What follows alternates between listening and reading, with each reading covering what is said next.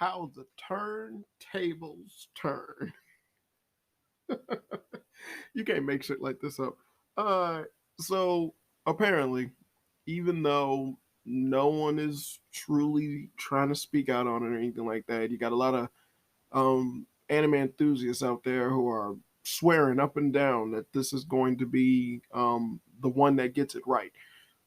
When clearly it was never going to be. There's been more information on the shit show that is going to be the Netflix One Piece adaptation, um, the live action adaptation, and yeah, who saw this coming? Oh, that's right. Who got two thumbs and calls himself the Flame, Danieltheflame. Uh, this was so goddamn obvious coming out the gate, but it's just hilarious that essentially you just had this. There's one article come out that you can only hope, well, not even hope, but you obviously has to have some type of truth into it because of the fact that Netflix hasn't declared it being false. They haven't said anything. They haven't shown anything about the series itself. They're treading as lightly as possible because they know and they understand exactly how much scrutiny they are going to get if this thing is bad. And from the jump, you can tell it's going to be bad. They're rushing through the they're rushing through major arcs of the story just so they can cover everything leading up into the grand line. They're going through just ridiculous notions of characters and concepts and reiterating and changing a bunch of stuff in order to fit and pursue their needs. You constantly have people who are detracting against anyone saying anything negative about it, um, by claiming the off-brand stuff that was said by Netflix. So the puff pieces, the pandering shit that they do all the time, stuff like Ichiro's working closely with the people who are writing it. He has to okay everything that's going on. None of them realizing that yes, he is the mangaka, yes, he is the creator, but he don't own nothing, right? Like he doesn't own One Piece. Toei does. And after so many years and so many problems and issues of people essentially coming to him trying to make a live action One Piece and him being like, no.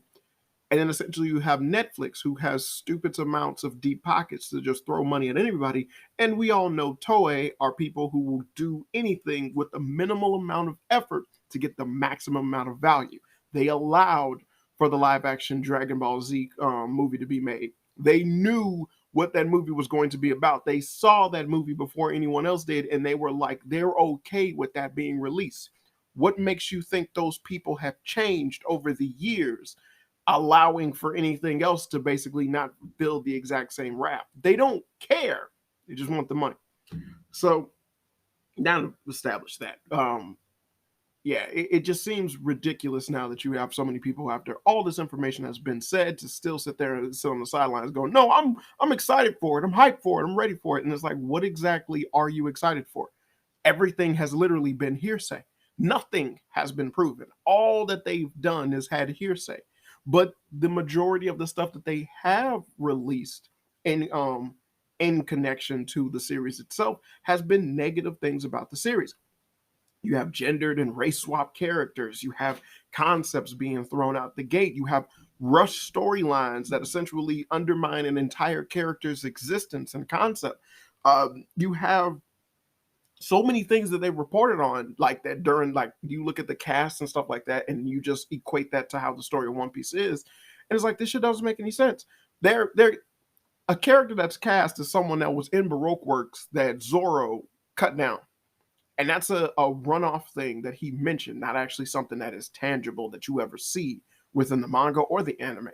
So you never see that, but you never see that character do anything, but they cast that character for this adaptation. The fuck? Like, it's all stupid. But there's an article on Fandom Wire that came out. It came out April 14th. Talking about this, and so I'm gonna just go through some of the little highlight points because yeah, this is something that's like, yeah, this is more bad news, and if anything, people need to finally understand is like, yeah, this is not all signs are pointing no for this. And it's like they've yet to release a trailer. They yet to actually show anything. Hell, the actors and actresses who are working on it don't even talk about it, right? And it's like they got nothing. All that we have seen them do is build boats. We just seen them build the boats for the show. That's it. Which again seems like a stupid compromise rather than paying for top quality CGI, which would be unbelievably necessary for anything, especially One Piece. It's like you're with any anime, yes, CGI is something that's like a must, depending on like whether or not it's slice of life or whatever. But you need CGI for shonen stuff like One Piece. So that should have been the top priority. But these people kept talking about the fact they built boats and I just don't see the appeal. I mean, hell, they built an entire boat. Um, they built Alvida's boat, and Alvida is literally in just the beginning of One Piece. So it's like, why would you waste money on something like that? And it's like, well, you're dealing with dumb people. So yeah, just it's just so stupid. It's so unbelievably stupid. So you got the first impressions of One Piece live action series. When the announcement of the live action series, this is what's in the article. When the announcement of the live action series of Ichiro Oda's One Piece was announced, it was met with a lot of criticism by anime and manga fans. Recently, Divinity Seeker gave a scoop on the test screening of the live action series by Netflix, where they stated that the show tested horribly, as the CGI was horrible and the story of One Piece made no sense to the casual viewer. Hence, every episode of the Netflix adaptation are being rewritten. Now, this late in the game, they announced that they're releasing it in August. But again, there was never anything that was concrete about that. All you had was that trailer. They could easily renege on that. So don't get it twisted on thinking like, no, it is like, but if they stick to their guns and they try to release it then like, hey, you know, that's whatever. That's them clearly trying and whatnot.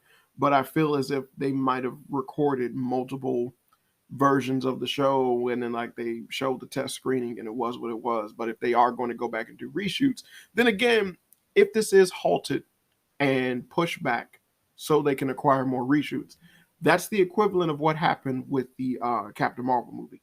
So again, really following suit on how bad this is showing itself to be, is that it's doing what Captain Marvel did. It's being real hush hush and no one gives a damn. But when it comes out, it's going to be put under a magnifying glass and everyone is going to sit there and call out lame. Like they're just going to point and laugh at it forevermore.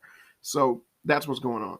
Now, one of the Twitter from the Divinity Seeker, their Twitter post, one of it says, from a source connected to Netflix, there's like Avatar: Last Airbender will no longer release in 2023, but Netflix believes it will be their first. It would be their Stranger Things, I guess. One Piece tested horribly. The CGI looked bad, and the story didn't make sense to non-fans. They're rewriting entire episodes. I don't know how they would know that they're going to rewrite entire episodes. I don't know, but I figured, even saying that seems facetious. So it might be where they're like tweaking certain aspects of it, small things that they thought they could get away with. And then people were like, well, that doesn't make any sense, or that doesn't make any sense. Or like they're going to completely re-edit everything. So it's like they edit it one way and now they're going to go back and edit it another way because obviously whatever storytelling method that they tried to go with didn't work, which happens. There's certain movies where realistically, if you've seen it a different way, it probably would have been a much better movie. But the editing and the editing process for the story was just really horrible. I say this for the Suicide Squad movie that had Will Smith. There's a lot of moments in that movie where I was like, yeah, if someone competent edited this, it probably would have been better. Like just slightly better. But there's a lot of things that they did in there that was just like, this is ridiculous. Oh man, I'm losing my voice.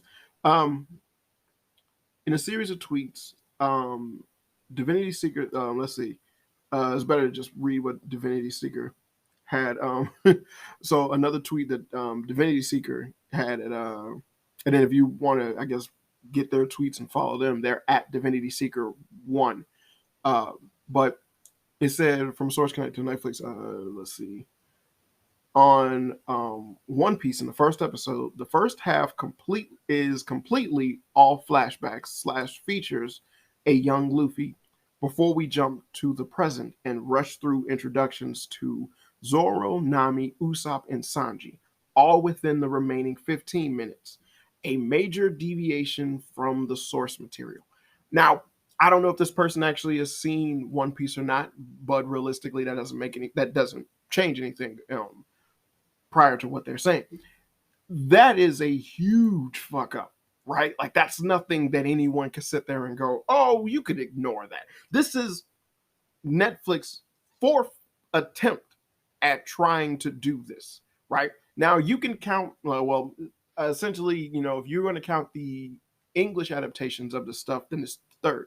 If you want to count everything that Netflix put under their belt, then you also have the live action Death Note, the live action Cowboy Bebop. You also have when they did Bleach, as well as when they did Fullmetal Alchemist. Like, remember, those things got released under Netflix's banner, even though realistically they were Japanese movies that Netflix just kind of showcased on their platform or produced, possibly. Same thing with the last Rurouni Kenshin movies, or the last two Rurouni Kenshin movies.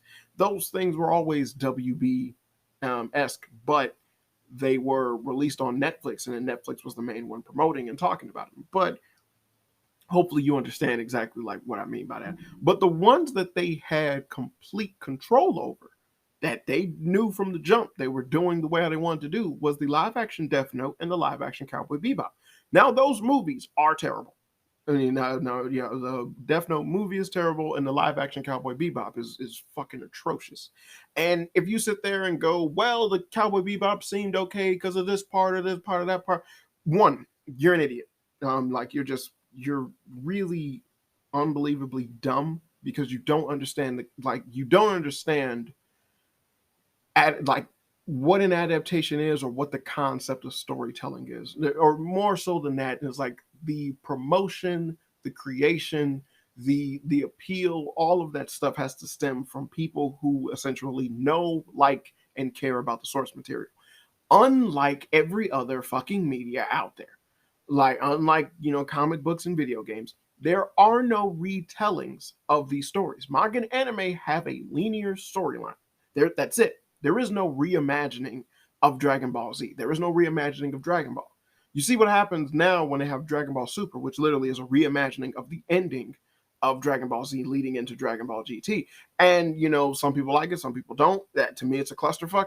But again, it's something that generally it just doesn't feel right. And in a certain aspect, whether or not you want to get that itch scratched on just seeing your characters be the characters. So when it comes to stuff like live action adaptations, much like akin to anime adaptations, the manga is the original source material. The anime is copying from the manga. So you do wise to try and follow suit where there are small differences or continuity issues, but not major ones. Not things where you literally gut the whole story, change the characters, the concepts, their values, what they're about, what they're trying to do, what they're going through. Also, you can tell some other bogus story, but realistically just use those characters' likeness, which has been the main staple for every anime adaptation when it comes to being a movie or a live action series.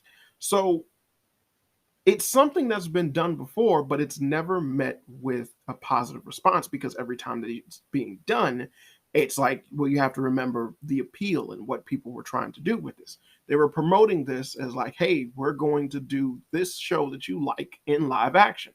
And how they promote and how they talk about that is that, this is going to be just what you like with real people.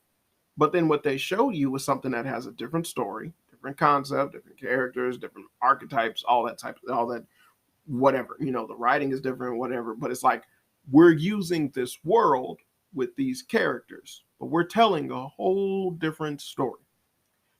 And there's nothing wrong with that if that is what you would have told people from the beginning, right?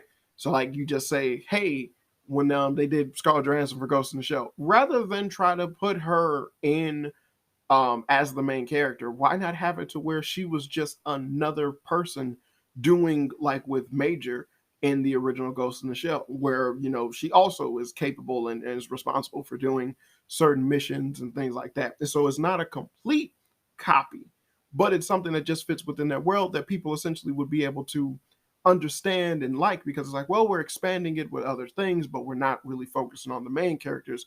Ergo, we don't need to ruin any credibility that they might have. But instead, they released the movie and you had so many people talk about the whitewashing thing because it was like, yeah, and like with me, I was like, yeah, that too, but this movie sucks. So it also it's really bad. It's like it's desperately trying to be Blade Runner. But the thing is that if you know anything about Ghost in the Shell, Ghost in the Shell was trying to be Blade Runner. Literally, most things in Ghost in the Shell copy from Blade Runner. Sad. It's just sad how much it stole from Blade Runner. And then the creators of The Matrix stole from Ghost in the Shell rather than Blade Runner. Idiots, right? So stupid. Why copy the copier instead of copying the thing that they're trying to copy from? Dumb. But but you see what I mean? Where it's like, yeah, anime adaptations have this weird history of people essentially trying to encroach their own dumbass storylines and ideas with these characters that already have these set concepts. Like, this character is known for doing this, this, and this. And if for some reason you want him to do that, that, and that, but it's like, no, he's known for this, right? But I feel that with this adaptation, he should be that. But that's not the character. I don't care. And it's like, well, now you're not going to make any money because you're stupid. And that's essentially all that you have going on. And it's like the first episode to be completely obtuse and just have it to where we're going to do Luffy's backstory, most likely introducing Shanks losing an arm and all that, because it's a very poignant, powerful moment for Luffy.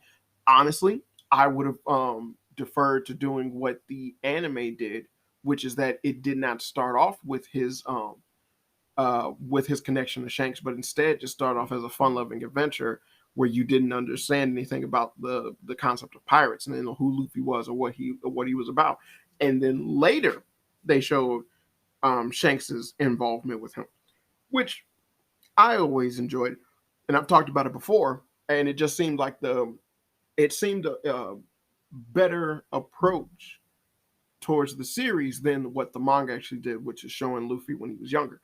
But hey, I actually like the series, and I can tell, can smell bullshit a mile away. So you really should have gotten someone who had not just conferring with Ichiro, but literally a fucking fan to confer with exactly whether or not this shit was actually going to make any goddamn sense. But you feel yourself with so many people who got these dumbass politics that everyone is sitting there nodding their head in agreement that, oh yeah, I want to have them say this, have them say that, have them do this, have them do that, because I always wanted this character to do this, rather than, bitch, this is your one chance to show this character the way how they're supposed to be, just adapted into a different media art form.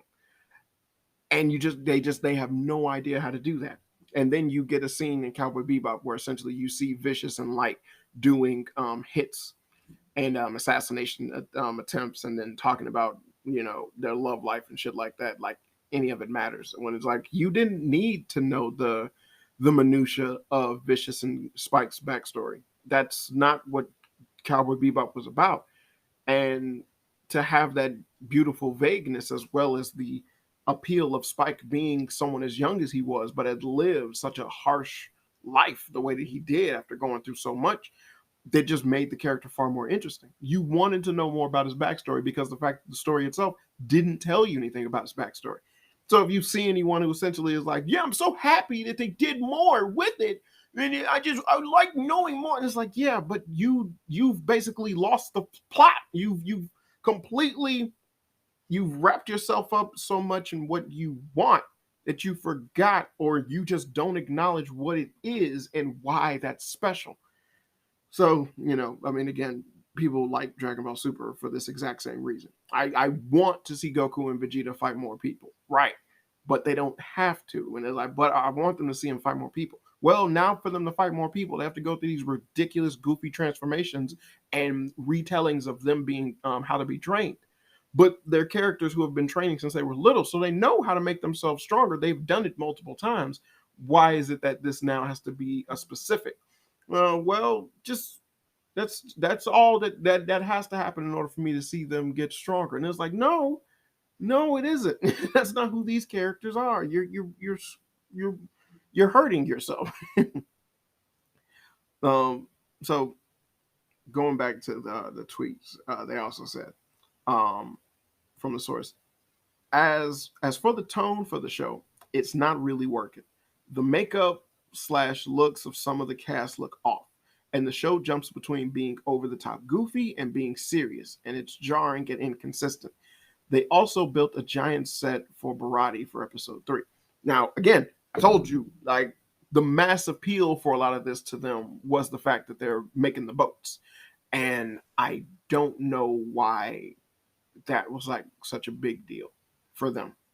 And it's like, didn't they make it in like Africa or something like that? Like they're in Africa or whatever. But it was always odd that, one of the mass appeals was just that, boats, it was just boats like that. But that was like a major promotional thing upon them speaking about it. And then like from there, I was like, all right, but like, what about the acting? What about the characters? How do they look? How does the CGI look? Like, what are you doing? Like, does anyone talk about exactly what all they could possibly accomplish within the series that's going to have a limited runtime of episodes?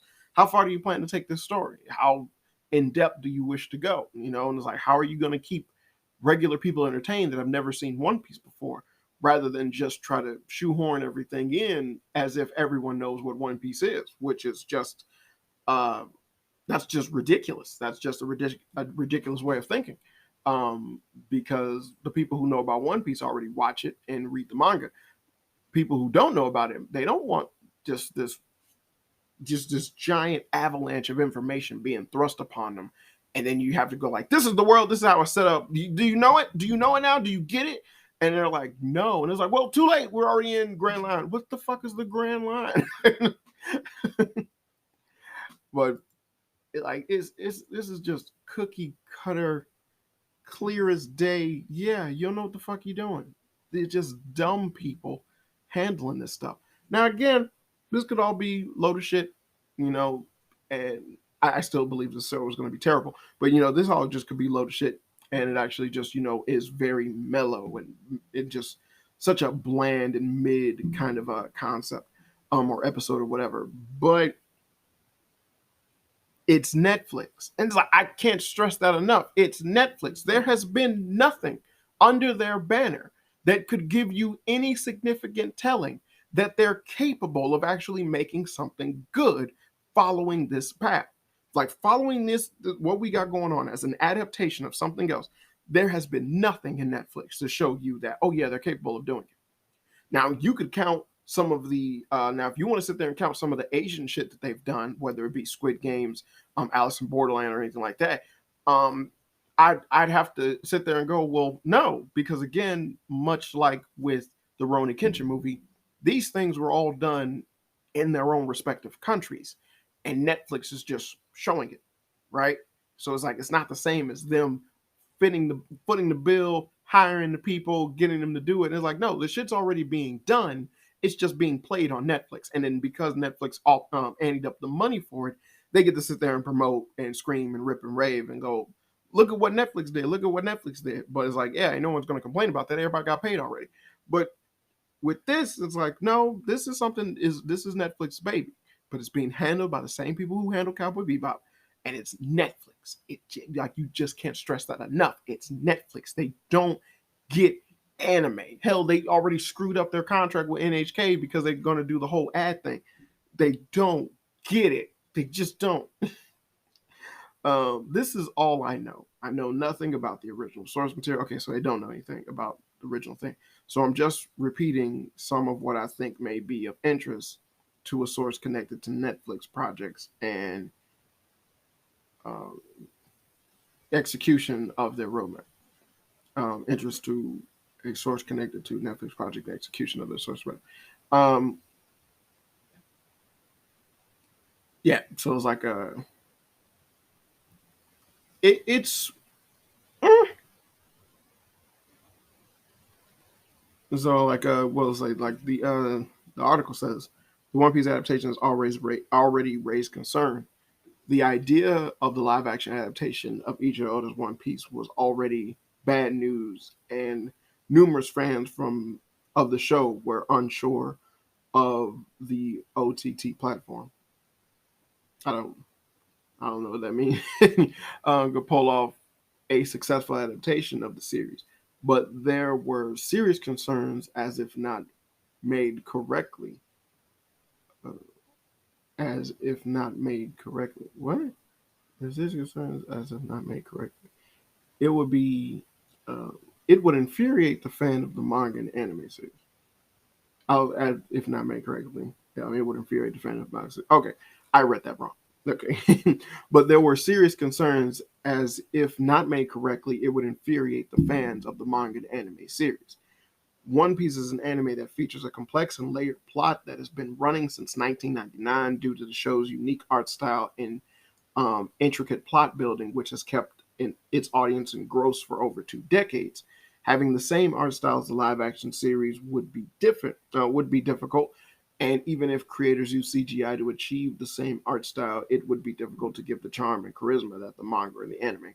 Charm and charisma manga and anime. Well, that was a dumb take. Like to sit there and go, why doesn't the live action look like the drawings? Like that's stupid. That's incredibly stupid. Why have there been multiple actors playing Spider-Man or multiple actors playing Batman? You don't need it to look exactly the same. It's an adaptation. It's not meant to. Hell, the anime doesn't look exactly like the manga. So that was a dumb thing to say. But people, stupid people, they were just filling up this article, whatever. The show also features unique body features of certain characters, while most of the Straw Hat Pirates look like normal human beings, but characters like Frankie the Cyborg and Brooke have unique body features, which are easy to be created in anime, but it would look cartoonish in a live action series. Moreover, all the Straw Hat Pirates have a unique charm to them, which cannot be replicated in the One Piece show. Now, the like Jesus Christ, it's like they have me and then they drop the ball because it's like what they're talking about makes no sense. Um, it's like, yes, I would argue about the whole unique look and whatnot, but that's not something that you can equate that well in the show. It just wouldn't transition well. And it's like, no, that's not how that works. It's just it has to be handled well. How could you possibly have Brooke be the character that is Brooke constantly, if not wasting like a huge, ridiculous budget for someone walking around dressed up like a skeleton?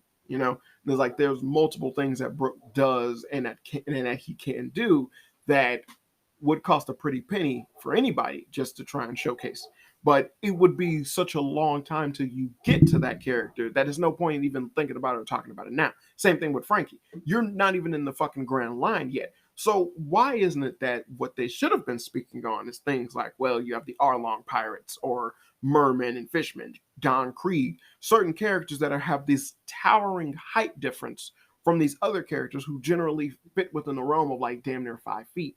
But then there's some characters in One Piece that are 10 feet, let alone the giants that show up later on, or just these grandiose characters that just exist.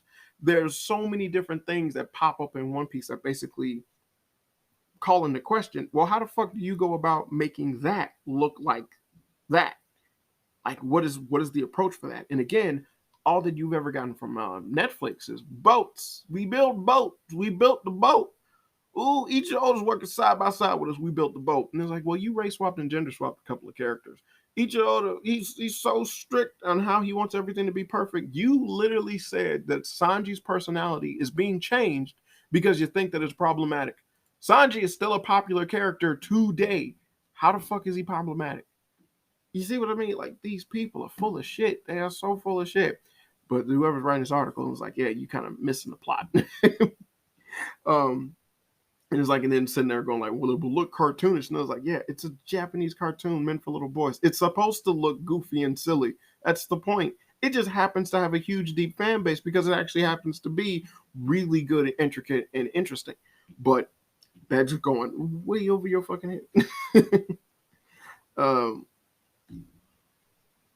oh, no, I'm so tired. It says, lastly, Netflix does not do justice to anime adaptations as they failed to capture the same essence of the source material. They have tried in the past and have failed miserably. Moreover, as Divinity Seeker stated that the episodes are being rewritten, which shows that the One Piece series by Netflix will be moved away from the source material, which would affect the original essence of the show. I hope I read that right. I read that as if there was more coming up, but no. The episodes are being written, which shows that the One Piece series by Netflix will move away from the source material, which would affect the original essence of the show. But that's something that everyone already like, and that's it from the article. But that's something that a lot of people already stated and pointed out early on, right? Is that doing anything where you're deviating away from the source material for something that's so intricate like One Piece is retarded. But you had so many people when like because there's a little thing showing the people work on the show and everything, and it's like you had so many of those people essentially say dumb things like I watched the whole series or I made sure I looked at every episode or whatever, and it's like yeah, you don't understand it, you didn't get it, you really didn't get it. Like yeah, you sat down and looked at this shit and let it go through, but that didn't mean that you liked it, nor did that mean that you understood it or got it. But these same people essentially looked at all of Cowboy Bebop, which only has 26 episodes in comparison to One Piece's 1,000. And even them handling everything before they enter the Grand Line is still a hefty amount of episodes. Hell, Don Krieg and Hawkeye Mihawk don't show up to like episode 24. So that's a hefty amount of episodes that are there for the series. Way encompassing like far more than that of Cowboy Bebop. Again, Cowboy Bebop only got like 26 episodes. And they met Mihawk on 24. So you see what I'm saying? But it's like it's just putting into perspective, and it's like, yo, you had every right, you got everything to be able to do a Cowboy Bebop series. You chose not to. You chose the violence. So why would anyone feel comfortable giving them the benefit of the doubt when they have done this not once but twice? The Cowboy Bebop live action came now so many years after the Death Note live action, and it still was shit. They had so many different things where they basically mixed up, screwed up, and that jumbled together different concepts within the story, only for it to end with some whack ass Spike and Jet separating, Spike being just messed up, Faye leaving because why not, Vicious getting outsmarted by Julia, Anastasia, who's a character that basically shows up only for a little, like for one episode, and then appears on the last episode. Essentially, is this club owner and whatnot. And then you have it to where the confrontation of when Spike falls out of the church window happened because Julia shot him, not because Spike was fighting Vicious. And then you just got another glimpse into his backstory, which again gave you nothing, but was so much. It's like you had nothing, and then it gave you this tiny little taste, and that was more than you could possibly deserve and needed to gather the relationship between Vicious and Spike. And there no words are spoken, but just a dope ass soundtrack. And these people took that and they melded together in this ridiculous cesspool of stupid, and then they presented it to the masses uh, as if there was nothing wrong. You had so many different people sit there and go out and try to defend the stupidity of the Cowboy Bebop live action, only for it to get canceled because of how terrible that it was. So, and then from there, you still had people like the nigga that played Jack. His dumbass came out and said, you know, maybe we should have listened to the haters. And it's like, still, like, you can't even admit that you guys fucked up or that these people aren't haters, but essentially fans that are upset that you would literally molest something that they hold near and dear to their hearts, all for the sake and the concept of you just trying to spout some type of dumbass message. So because you have, like, these are the people that we're dealing with that has the rights to do this live action One Piece. And it's like, you got to understand, these people are too stupid to ever possibly get it. This is not going to be good. This is not going to have a happy ending. This is not going to be something that you can smile away and go, well, I can see what they were trying to do, but it wasn't really there, but it still was an okay watch. No, nigga.